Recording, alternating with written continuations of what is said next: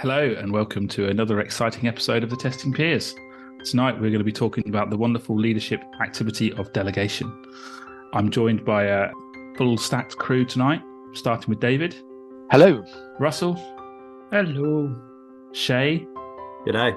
And last but not least, Beth. Hello. And I'm Simon. And I'm going to hand over to Shey for our sponsor message. Saffron QA continue to be our sponsor, and they are also here to support the testing community. Therefore, should any of our listeners be in the market for a new job in testing or hiring new talent for your team, please reach out to Ben. He can be contacted via email at ben@saffronqa.co.uk. Very nice. Thank you, Shey. And now over to Mr. Banter for the evening. Russell. Thank you very much. I'm not going to live up to Chris's standards, I have to admit, but we were just thinking back to memories previous to starting recording, and food was mentioned. Potato Gate, mashed potato gate in particular, for those who want to look back at other episodes, look at our Christmas specials. What's kind of your favourite comfort food? What do you like most food-wise, I guess? That's my question to start us off with. Oh, my sin's coming out now. Really? It's just a therapy session, is it? Well, it depends, really. How many comfort foods do you have? How many do you want? Maximum top 3. Let's limit it. All right. That's easy for me. Go on then, Shey, start us off. Okay, no worries. So for me, it's noodles. I love noodles. I have a thing about them. Seriously, I can't get enough of them. It's crazy. And then being Australian, I love my barbecues. So smoked meat or barbecued meat and veggies and all the rest of it. And I think that kind of covers 3. That's worth 2. Barbecue is worth 2 points. I say barbecue is not a food, is it? It's a method of cooking. So what do you like on the barbie? Barbecued food. Barbecued meat. My signature dish is hot smoked salmon, but I also like doing slow roasted joints of meat like lamb and beef. Perfect. Thank you. Go on, David. I'm going to cover all 3 by just saying cheese. Just any sort of cheese. I love it. Stilton, brie, camembert, regular cheddar. Just pile it up. That's what I'd have. And not necessarily with biscuits, just the cheese itself. Just pure cheese. Damn it, now I wish I'd chosen cheese. Well, that could be your other one. I'd probably go not just cheese on its own, but crackers, cheese, and red onion chutney. That is if I can't find something to eat, that's what I'll end up eating, because it's kind of a comfort. It's an easy thing to do. And then there's always chocolate. I can always sniff out chocolate from wherever I am. Even to the point that I was at Test Bash and we'd finished in the bar, I had to go and find a vending machine to have some chocolate. Yeah. That was the craving, wasn't it? It was. Yeah, I'm absolutely with you there, Simon. Anything sweet is my bag. So yeah, chocolate and when I was pregnant, the only thing I craved was hazelnut ice cream, which is remarkably difficult to get hold of if you're a very impatient pregnant lady. But yeah, anything super, super sweet gets my vote. But I also often love the comfort food of a good roast dinner avec mashed potato. I was going to say, do you have mashed potato with it? We had to go. You had to bring it up, didn't you? Did take us down that road. Yeah, comfort food. To me, I guess pizza has to be on that list. I was going to say chocolate as well, but I think I'm going to make it broader and just say cake. What, chocolate cake? Yeah. That's a particularly nice cake. Chocolate into cake. I like that transformation. Yeah, that's like. To be fair, I was tempted to go for chocolate because I quite like that as well. But I think if I had to choose chocolate, like convenience, chocolate is it. Because as Simon says, you can find chocolate pretty much anywhere.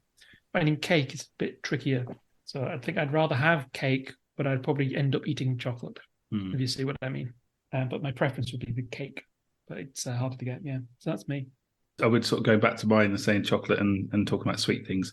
Me and my wife both got very excited. We went to the Yorkshire Wildlife Park a couple of weeks ago and had this pick and mix shop. And you don't find good pick and mix very often. So we were in there for a good 25 minutes trying to work out what we were going to put into our pick and mix box. So pick and mix anywhere, as long as it's good pick and mix. Did you fall into the fudge trap? We didn't, because that's too expensive. It's too expensive. That's the trap. But they don't do it by weight anymore. They do it by, you must fill this box. And that box is £3 and this box is £5. And the box has to close. But still, the fudge is big, right? Yeah, exactly. Yeah. Anyway. So, delegation. Where do we want to start? Has anyone got a definition of delegation? What it means? Why is it important? Well, from a leadership point of view, it's really important to learn how to do it, because otherwise you will get snowed under, because everybody lumps stuff on you, and you have to be able to enable others to help you to succeed. And that's a really important lesson to learn. And I've fallen over a couple of times in my career, not delegating or having not learned to delegate. And you just take it all on your shoulders and you think, hey, I can do all of these bits. And yeah, each bit you can do, but altogether it's, 150, 200% of your time. And unless you delegate, you're going to fail at it all. You're not going to succeed at one. That's been a problem in my career before. And yeah, it's hard. So that's a hard lesson to learn. I think with delegation, it's a really important thing to be able to let it go. So you accept that you are passing it across, because sometimes some managers think that they can delegate, but then they micromanage to try and ensure that they are doing it the way that they would then expect it to be done themselves. Whereas actually the art of delegation is going, I now no longer have full responsibility for it. Therefore, it can be done in a slightly different way to what I've done. So I started it and then passing it across. I think you just hit the nail on the head, David. It's an art, delegation. It isn't just about telling someone, oh, can you do that for me? It's actually about being able to step back and not have that panic that it won't be done to the level or in the way that you would have done it. Yeah. But it's understanding that it will get done. Yeah. And also you can check whether it's being done or whether they need support to enable it, but it's not ensuring they do it in the same way that you would expect to do it. Yeah, that's really important. Setting the task up is really important as well if you're going to delegate, because you can give it to someone and there's two ways to make this fail. Is one, you go, do this and I want it to done in this way, this way, this way, this way, this way, this way, and this way. Well, you've done the task already because you're basically prescribing it. You're giving somebody a robotic task. And they're probably going to fail because they're not going to do it in exactly the way you want. Or you do the other way and go, here's a thing, just go away and do it. And you don't give them any context or anything like that. Hey, context, Chris. That I think there's a learning on both sides of like, here's what I need you to do. Here are the boundaries, or here's the context. I trust you to do it in the best way possible. Call me if you need help. We'll check in at this time. And then you just leave them to it. And make sure that there's an end in sight. That's the other one, is make sure they have the idea of the end. I think the other thing of delegation is the fact that you choose the right person to delegate to. You need to assess the skills, whether they currently have the skills or how much effort or support they will need in order to achieve the task. What you don't want to do is to delegate to someone who is going to fail at the task, or it's going to cause more problems because you're going to have to pick up the pieces later on. So make sure that you assess who you're going to delegate to enable them to succeed. That's what makes it so complicated, though, because you've got to think about what information you need to share. You've got to think about who the person is and how frequently to work with that person, to neither be letting them just run blindly forever, nor be watching stood on their shoulder, which is, again, pointless. You might as well just done it yourself. So it's all about balancing these sort of characteristics in order to make sure that it works, and picking the right person. It could be a push for that person. It doesn't have to be the perfect fit, but picking the right people to own different things, understanding the person you're choosing. One might be really good at visually representing things. One might be good at presentation skills, like standing up in front of groups and so on. So it's picking the right people, and also with the right background. Like if you want to get someone to sell an idea of Rest Assured, how to use that tool, you don't pick the person who's never done automation testing at all, or doesn't know what an API is. You've just given them such a big uphill battle to get to the basic level that you've made it really, really hard for them to be successful. So you've got to pick with an understanding of the knowledge background, the context, and all these things. And I don't know about anyone else on this call. It's incredibly hard, which is why often you get bad delegators that don't delegate enough, or just push everything out but don't actually delegate, if that makes sense. Come across a lot of leaders like that. Yeah, I would agree that I've certainly fallen into both those buckets in the last few years. I think what I've also realised a few times is it's only when you start articulating what you need delegating that you realise how big a task it was that you were trying to do on your own. And actually, a team of people need to pick it up, multiple people. And I do this regularly with some of my guys at work is, hey guys, I need you to pick up this. And then 2 or 3 of them will go, yeah, we'll do that together. And I'm thinking, well, I did it on my own before, but then I start assessing what it was, and yeah, okay, that makes sense. You three share it and go away and do it. Come back to me with the results.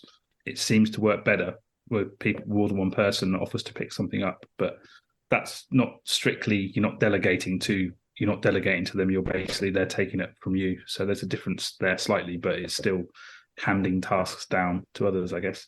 I think that's a cool one, though, if you're leading a team and you're able to, rather than pull somebody aside and say, I'd like you to do that, you put it out there almost for a tender, and your team are able to pick it up. And that's why you're seeing perhaps multiple people take it on, because each person who takes it on perhaps says, okay, I could do this on my own. And the three who work together go, listen, I'm already fully stacked. You're already fully stacked. So between the three of us, we're chunking it, so to speak. And you know about learning and chunking.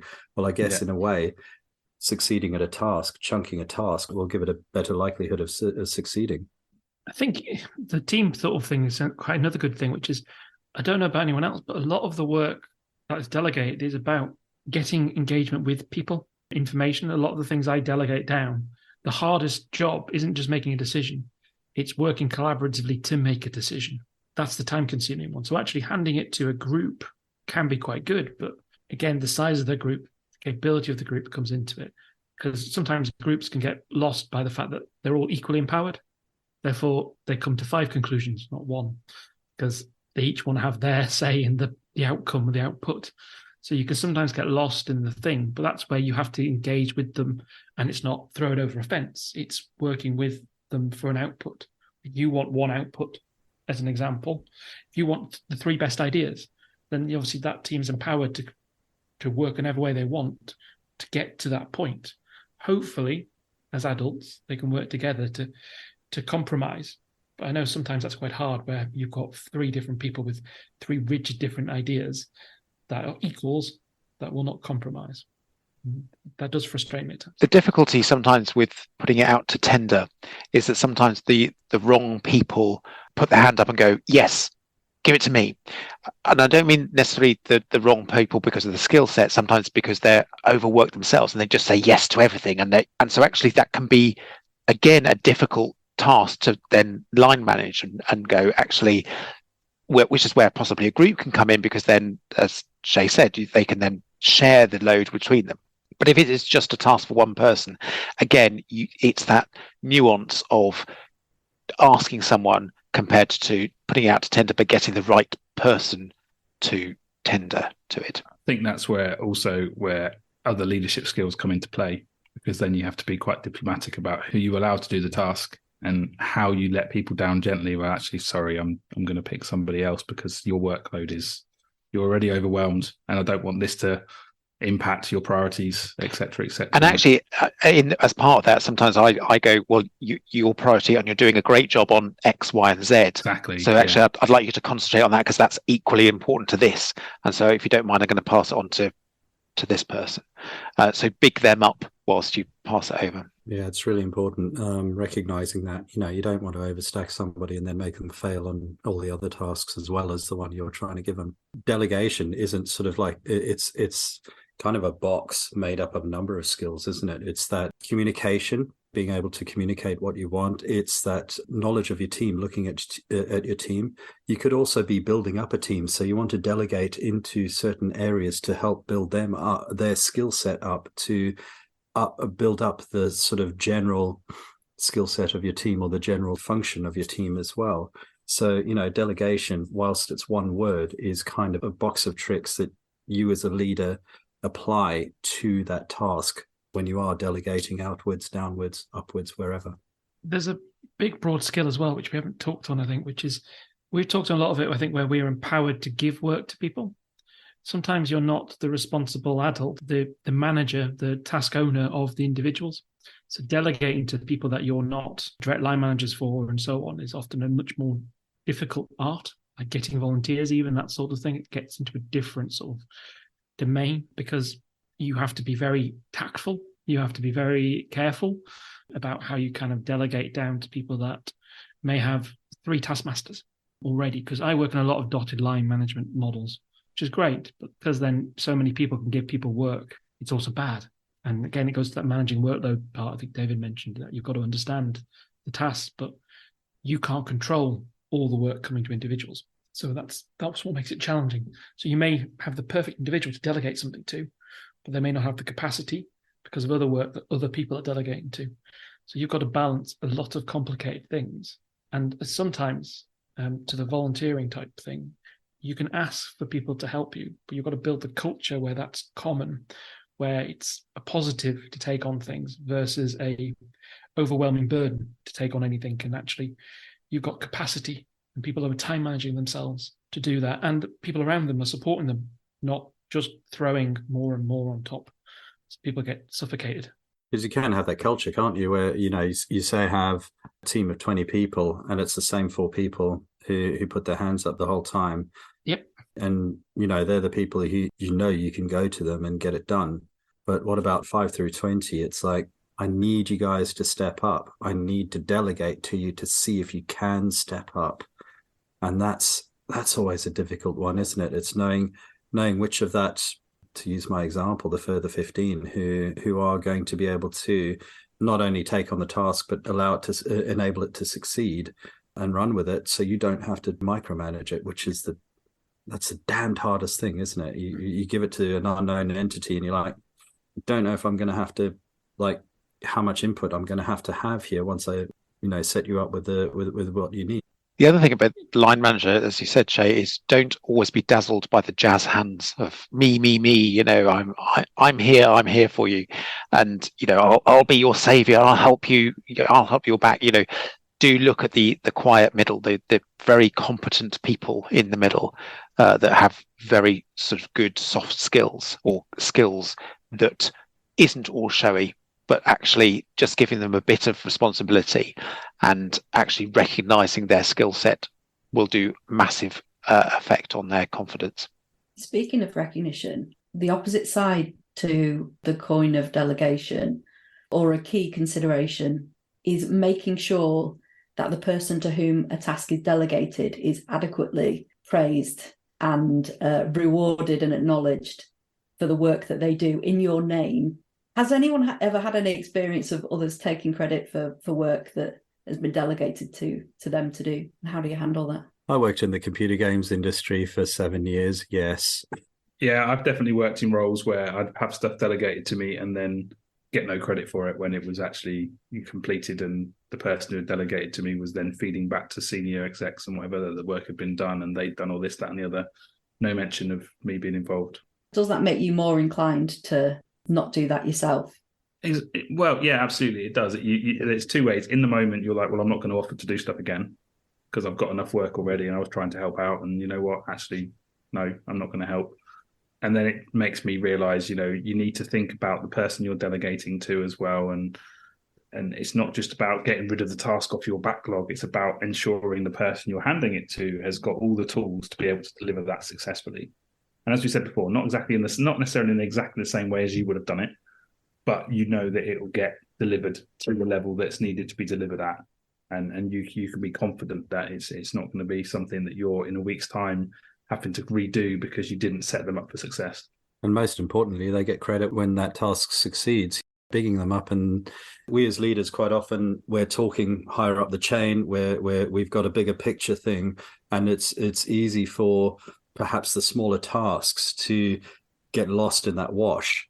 And it's really important to draw that thread through, to pinpoint that up the line and say, hey guys, listen, Dave, he really shone this week. We all report maybe on one single slide or something like that of a status of all our projects. And it's really important, I find, that if you've got 5 bullet points, make damn sure one of those bullet points is Dave done his job. Absolutely. Make sure that's called out as much as possible.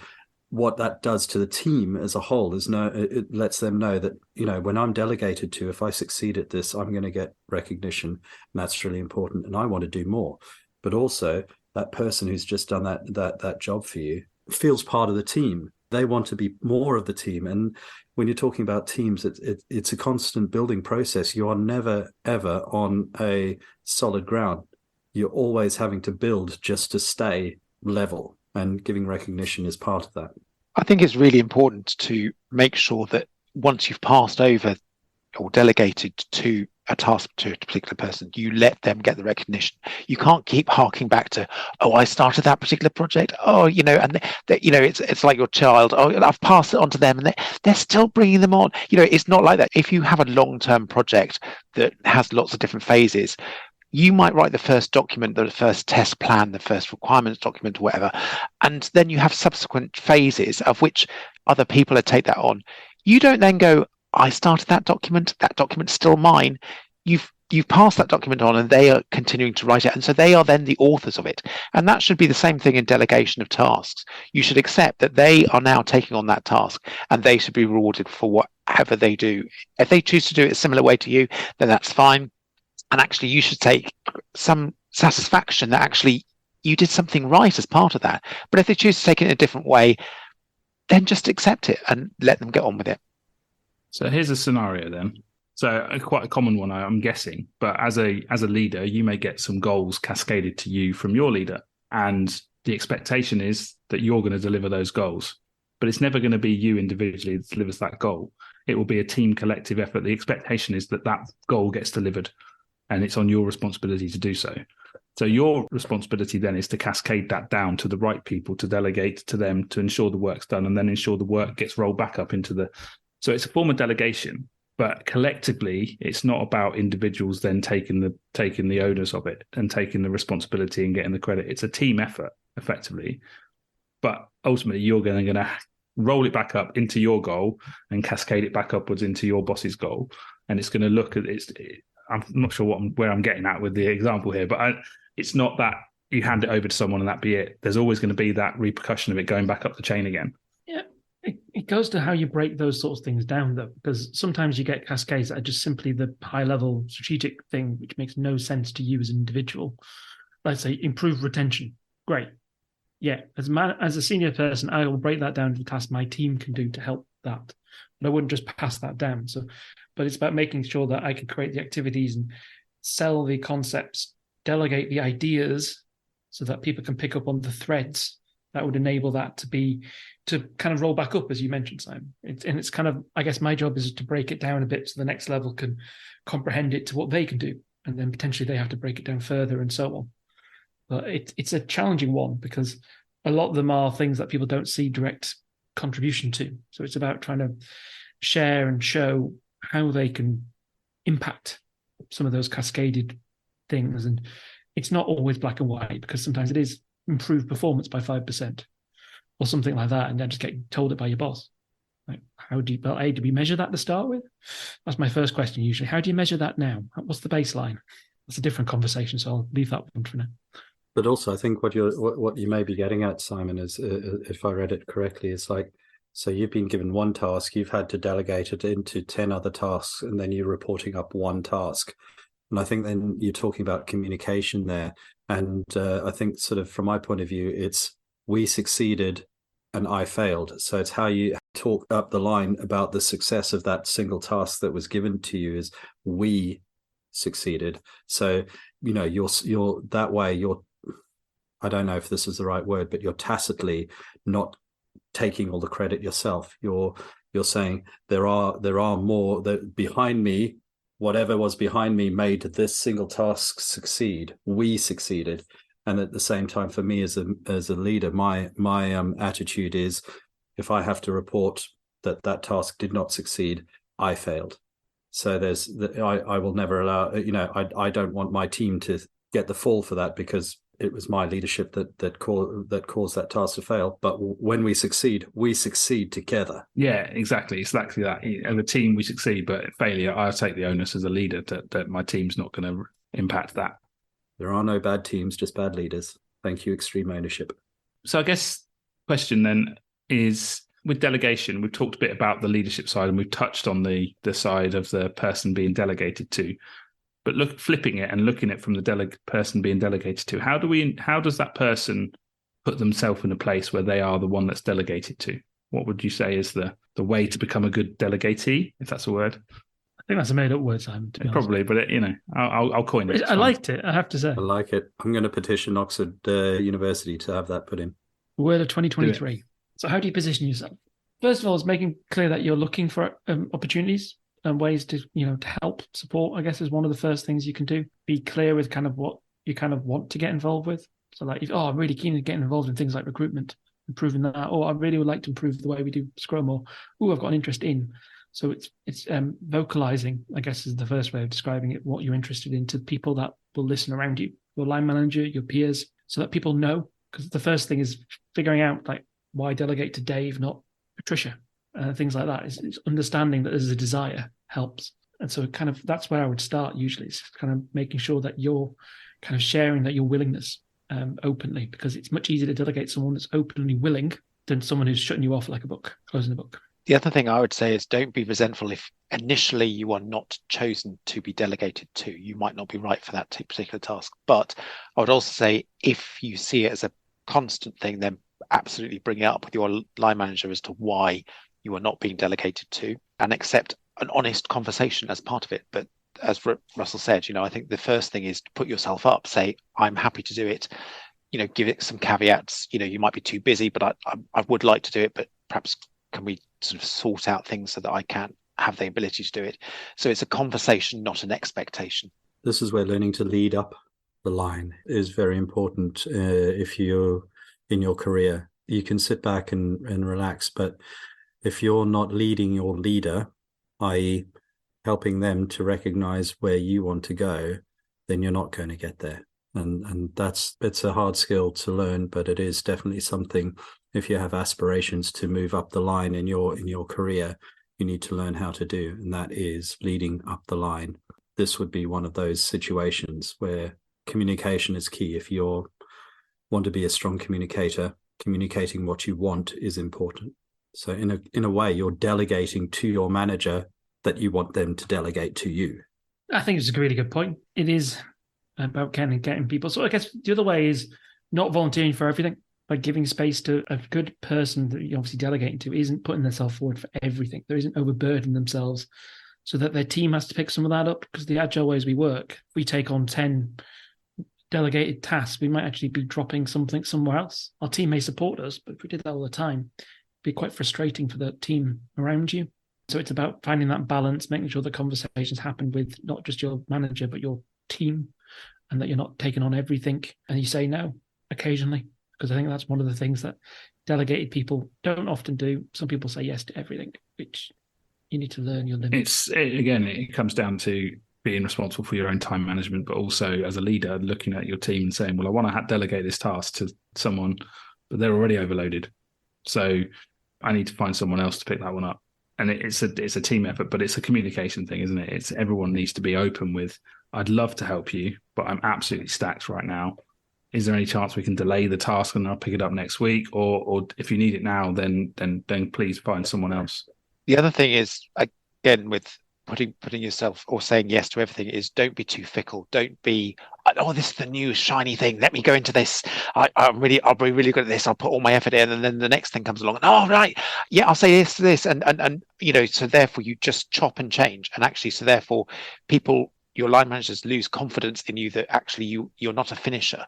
You're just jumping from one to the other, and no one wants to delegate something that actually won't succeed. If I could circle back to the point that Russell made about letting people know what it is that you want. As people may be aware, I'm a huge fan of portfolios and the ability to just voice that, really. Wrap it up any way you like, but take advantage of that availability bias that people have, that if they know you're really interested in APIs, or you're really interested in test strategies, or you're really interested in new tooling, you will be the first person that they think of if you have that narrative that you've explained, and that you've preferably repeatedly explained as well. Don't think you have to do these things one and done and people will remember forever. Sometimes a little gentle nudge, this is what you want to do, it can really, really help. Yeah, I've got the memory of a goldfish, so definitely anyone listening knows me. Repetition is perfectly fine and acceptable. I probably won't know it's repetition. I've got another question. So we talked about delegation as basically a thing that successful leaders do. It's part of the role. I guess the higher up the chain of command you get, the more you are expected to delegate as part of your role in order to be successful. Is there anything that you would never delegate? Or is there any point at which delegation becomes dereliction of duty? Just dropping bombs everywhere. Wow. That's just amazing. like a full mortar salvo right over the fence there, mate. I love it. Well, I mean, the obvious one is any kind of really severe bad news regarding, I don't know, redundancies and Absolutely. et cetera, Yeah. et cetera. That has to come from the leader of that team. Definitely. Whoever's the direct reports. I'll challenge that, though. Who is the leader of that team? Well, that's what I was getting to. Sorry. You are The people responsible. who aren't being made redundant. You are responsible for your direct reports, right? As an immediate thing. So it's that one level difference. Yeah, yes, if you're head of a department, you might take on the responsibility for the whole group, but you certainly shouldn't delegate it to your next level of leadership to make the announcement to the whole team that, we're going to be losing 30% of our people, et cetera, et cetera. That has to come from the top, whatever the top is within that context, would be my argument. Yeah, the top of the team, yeah. It's complicated, isn't it? Because obviously you've got the owner or the CTO or something else at the very, very top that's normally giving you broader knowledge. If it's just your department or just your area, if it's just your team, it depends a little bit. But yeah, I guess your point is you shouldn't pass the buck. I think that's a valid point. That if it's your decision, you should stand in front of that decision. And you should be working with the people to make sure it's communicated clearly. Yeah, something like that. Bad news is even if you have to delegate to other, say, team leaders to give the bad news, you have to be the part of that delegation comes with a message of support of I'm there with you. If you don't feel up to it, I will do this, or I will be there with you at the same time as you do this to support you and help you or whatever. But you can't. It's not a delegate and walk away kind of thing with that one, certainly. And I think the other one is dereliction. That's that's an interesting one. I think it's when you've delegated pretty much everything, including, say, stuff that your team perceives that is your fundamental or core part of your role, and you're either attempting to delegate or have delegated it away so that you can put your feet up on your desk and look smug. As I've said to people before, when I've been coaching in career and stuff like that, if your leaders aren't feeling any pain, what they're doing is reporting up the line that everything's groovy and everything's great and everything's green. But when they start feeling the pain, they can't answer the questions of why is this red, why is this amber and things. So if you see your leader up with their feet on the desk and looking smug, they're not feeling any pain. And that means they probably are showing a bit of dereliction of duty, to be fair. It does depend on the character as well, doesn't it? I've certainly felt in a place where I feel like I'm delegating everything and I'm worried the team are going to think I do nothing. And then I suddenly find that my days are full anyway because I've got other stuff that I need to be doing. But there is that balance of what is the limit with what I need to take on myself and what do I need to give my team the jurisdiction to get on with.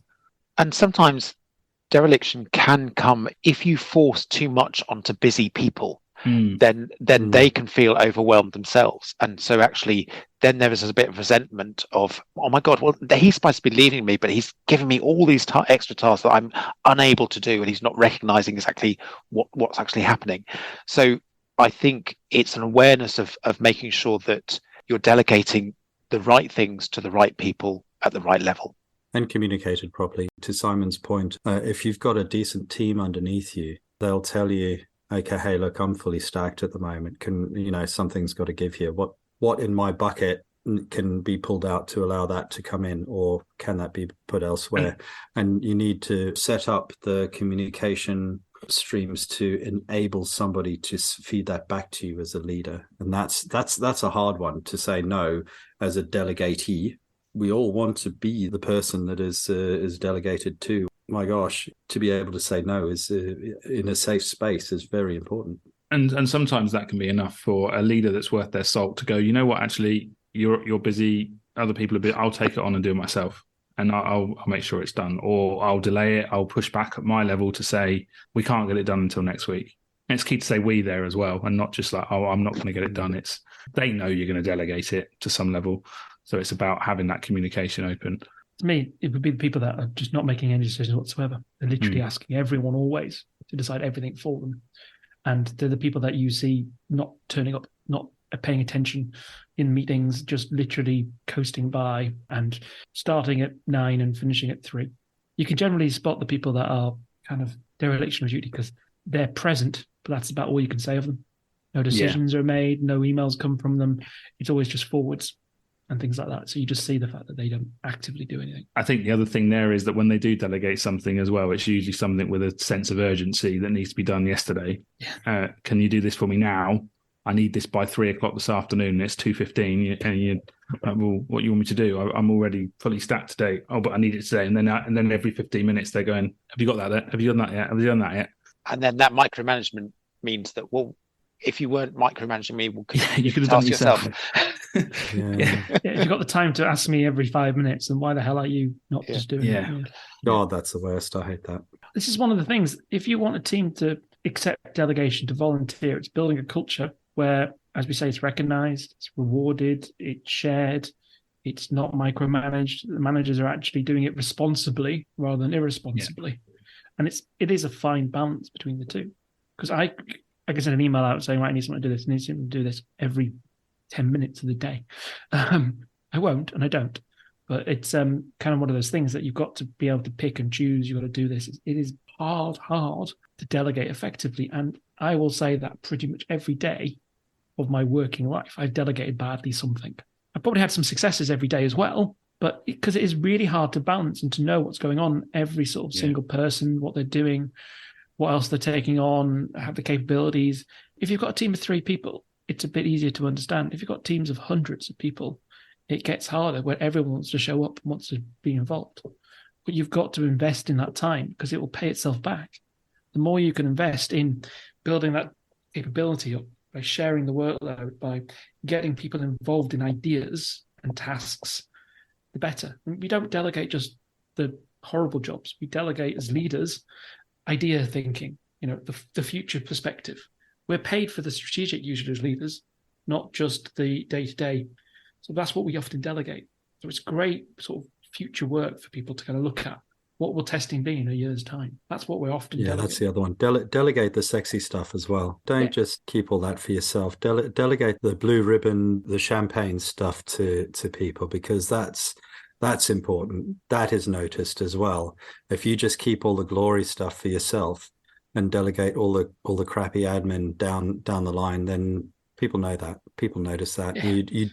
You end up with a team that is dysfunctional by design, and it's by your design, by your delegation.